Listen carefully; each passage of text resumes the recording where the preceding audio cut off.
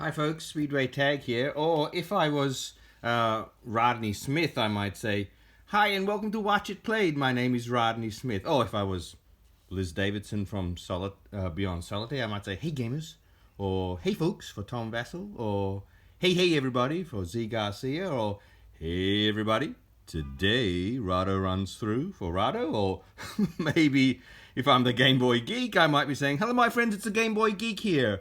But no, it's just me. Look at this beautiful board game.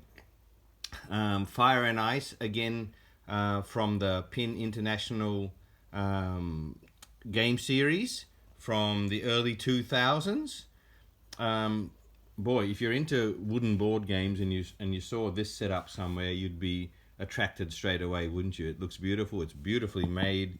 These triangular islands are fixed nice and strongly, and quality is fantastic. Fire and Ice, there's the cover of it. Very nice to see PIN International finally started realizing they need to produce some better looking covers and for their games, and they're finally getting it right here. That looks much better.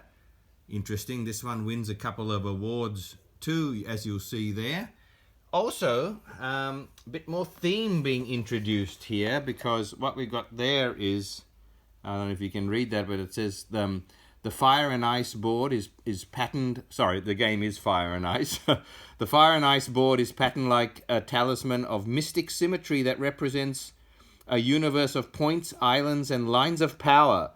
A struggle for the destiny of this universe is set in motion when its symmetry is disrupted by the presence of a single element, fire. You keep going there. In the growing dance of alternating moves, the two elements relentlessly fill more and more of the open points. They struggle to control the islands by occupying the 3 points of a line of power, and ultimately subdue the entire universe by controlling 3 islands linked by a great line of power. Will the fate of this universe be fire or ice? Only one will prevail. Yes, it's still an abstract, simple board game, which is really fun and really strategic, but I like a little bit of theme pasted on.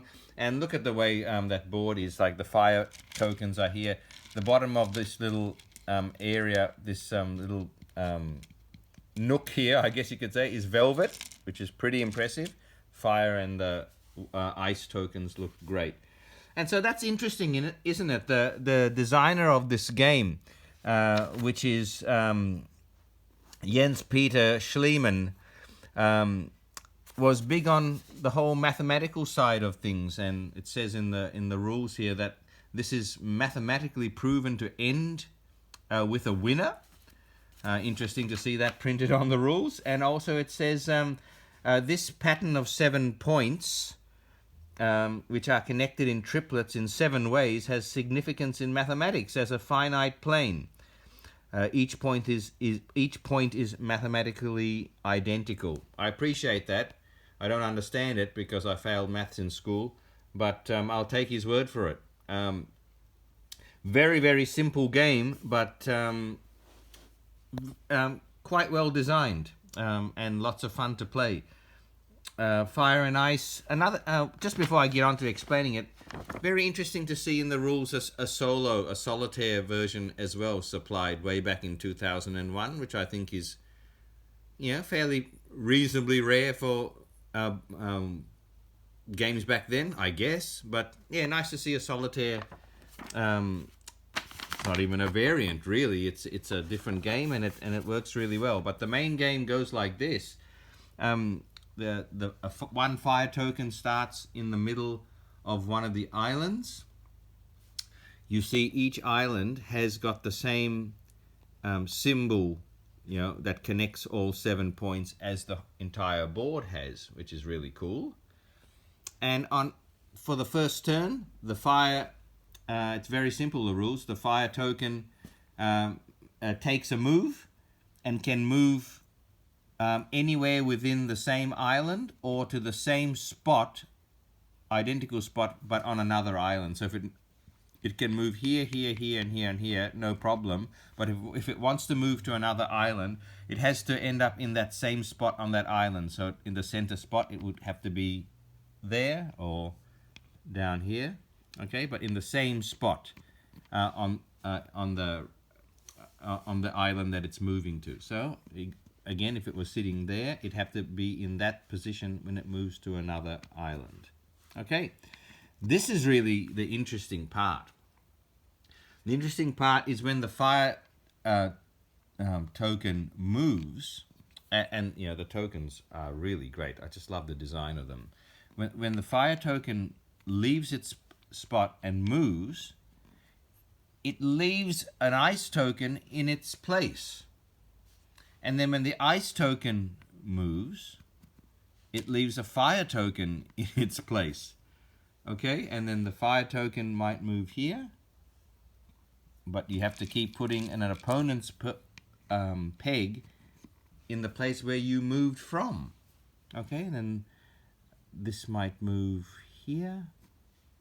Maybe it doesn't want the fire token on the same island, so it might need to move to another island, thereby putting the fire token where it was. Why are we moving? What we're trying to do is, and this is again a really cool feature of this game, to win, you've got to get your tokens. Let's do the ice ones. You've got to get your tokens in a line like that on an island to claim the island. Okay, so a line like this or a line like this. Wherever three are connected in a line, now you've actually claimed that island. Or if the line went this way, see, anything that's connected by the line in the symbol on the island. So that gets you an island. You've got to get three of those, three islands like that, and you win. But the interesting thing about this is the three islands that you occupy also have to be in a line on the big picture board. So you have to win, you have to occupy three in a row, or these three, or those three, or those three. It can't be any island. So the condition for claiming one island is also the condition for claiming the three to win the game. There's one other way you can claim an island, that is by getting the 3 points of the circle, because you can see that there's a circle in the configuration there, in the symbol on the island, and getting your pegs in all 3 points of the circle, which I'm assuming will have some mathematical significance, which is cool. If you can get it in the circle like that, you'll also claim that island. And of course, in relation to winning the game, if you can claim, where are they? Here they are. If you can claim the 3 islands on the big circle, that's also considered a win. So again, you have to, the 3 islands that you claim have to also be in those lines or on the circle, on the large picture, on the big board, on the big symbol.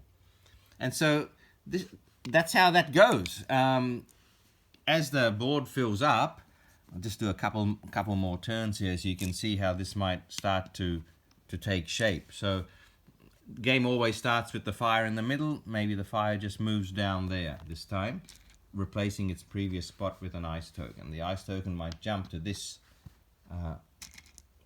island and puts a fire token where it came from. Fire token's reasonably excited here because it's almost got a 3 in a row, but you can't just wander in and pop a new one in there. You have to move there. So, but moving there would mean he'd have to place an ice token where he came from. So trying to get the line of 3 is going to be tricky. But let's say if he tried that, if he moved there, he has to put an ice token here. Okay? And then this ice token might jump over here. No, he won't. If he did and made the mistake of doing that, he'd have to place a fire token where he came from. Bang, that fire, the fire player has now got a line of 3. Okay? But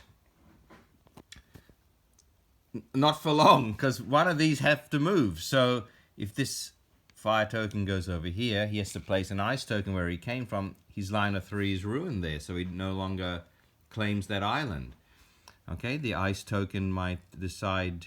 This is interesting, isn't it? The ice token now can go from here up here, claim that island with the line, but giving the fire token the line there, that island there. And now the fire token's got a free one.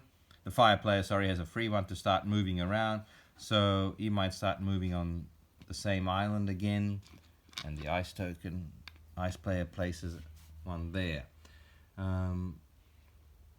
Okay, so they've got their, each have got one island at the moment.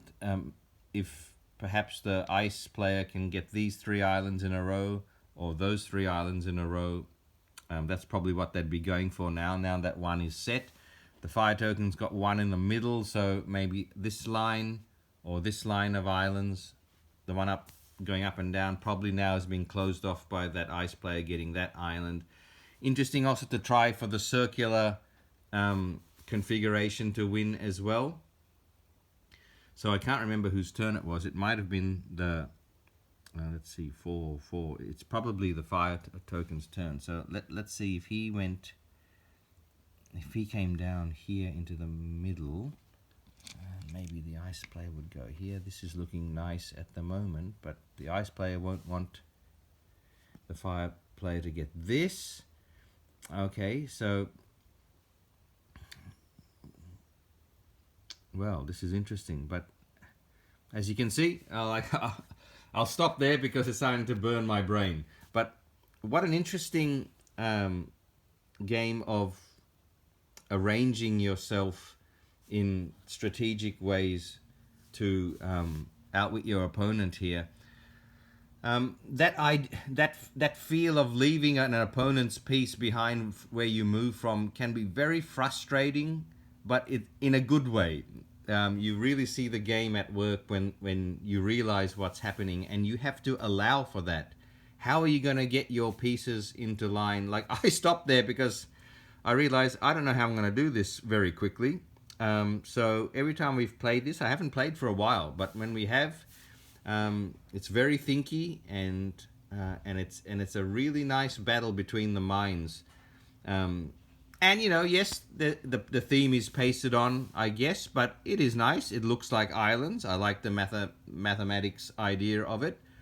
And the board is magnificent. I love that symbol. Looks very Cthulhu-like, I guess. Very Lovecraftian. And boy, how are we going to get these lines of 3 of the circle, not only on the big board, but on each individual island? I don't know. I might try it. If I can convince my wife to play with me a bit later, we might give it a try later and see if we can get it done. Fire and Ice came out, as I said, 2001. I think the rules say 16th of April 2002, so perhaps that's more, that's closer to the date. But this was a real winner for the line, I think. That's Fire and Ice. I hope you enjoyed it, and I hope you can find it somewhere if you like it. See you later.